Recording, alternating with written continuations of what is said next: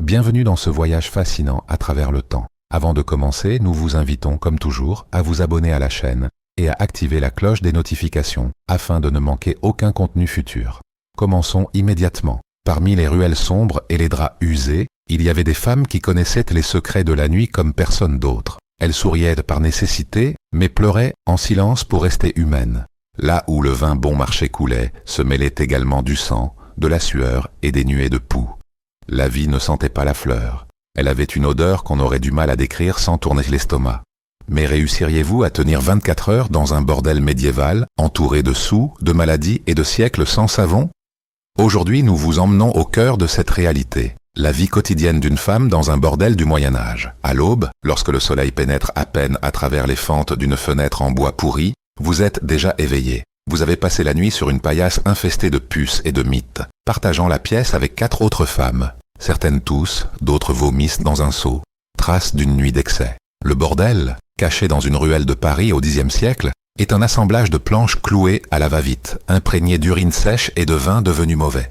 La première activité de la journée est l'hygiène. Pas d'eau chaude ni de savon parfumé. On se lave en se jetant de l'eau froide de puits, parfois mélangée avec des herbes au parfum incertain. Le savon, fabriqué à partir de graisse animale et de cendres, est un luxe réservé aux propriétaires. On porte toujours la même robe en lin, décolletée et ample, sans sous-vêtements, qui, à l'époque, n'existait tout simplement pas. Pour masquer l'odeur du corps, on utilisait du vinaigre et des fleurs pourries ou des chiffons imbibés d'encens. Le petit déjeuner consistait en du pain rassis, si ce n'était pas moisi, et une soupe aqueuse, le tout consommé rapidement et assis par terre, entre des regards fatigués et des silences pleins de tolérance. Lorsque la cloche de l'église marquait la 9e heure, les clients commençaient à arriver.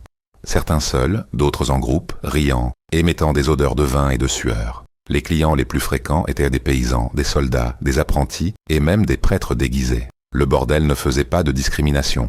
Quiconque avait de la monnaie était le bienvenu. Les nobles, eux, arrivaient la nuit, masqués et accompagnés de serviteurs, cherchant les filles les plus jeunes, parfois encore des enfants. Les chevaliers étaient là parmi les plus violents. Ils imposaient à leur force, criaient, frappaient. Il n'y avait aucune protection pour les femmes. Si un client ne payait pas, il s'en allait souvent impuni, et seulement rarement le propriétaire intervenait. Les maladies sexuellement transmissibles étaient la véritable condamnation. La syphilis, encore sans nom, dévastait les corps. Les femmes se soignaient avec des pommades au mercure, qui finissaient par les empoisonner. Les rivalités entre les travailleuses étaient constantes. On se battait pour un client riche, on s'accusait de vol, on se trahissait même pour un morceau de pain. Le bordel était une jungle où le danger venait autant du client que de la femme avec qui vous partagiez le lit. Lorsque l'on obtenait enfin un moment de paix, peut-être entre 2 clients, on se précipitait pour manger quelque chose si cela n'avait pas été volé. Les repas, préparés par une vieille cuisinière grincheuse et aveugle d'un œil, étaient simples et rares. Dans cet endroit, manger, se reposer et survivre étaient des actes de pure résistance. Il est dit que l'une des filles a été mordue par un rat alors qu'elle lavait des herbes dans un seau.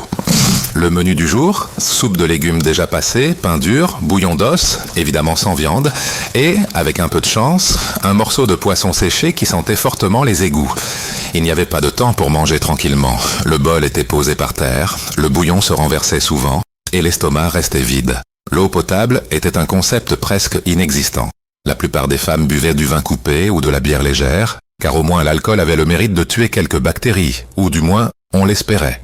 Le repos était un luxe inexistant. Dormir véritablement n'était possible que la nuit, en rotation, et seulement s'il n'y avait pas de demande.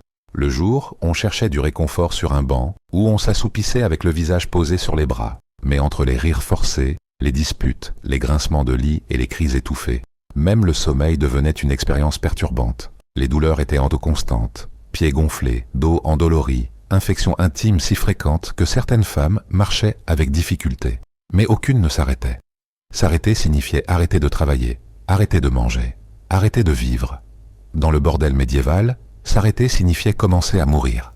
Le tomber de la nuit représentait le prix de la survie. Lorsque le ciel s'assombrissait et que les bougies étaient allumées, les yeux se fermaient non pas à cause du sommeil, mais à cause de la fatigue accumulée. Le bordel s'animait à nouveau. Pas assuré, rires d'ivrogne, tintements de pièces de monnaie et menaces murmurées remplissaient à nouveau les couloirs. À la fin du service, les femmes se regroupaient dans un coin pour compter les recettes, quand elles arrivaient à les recevoir.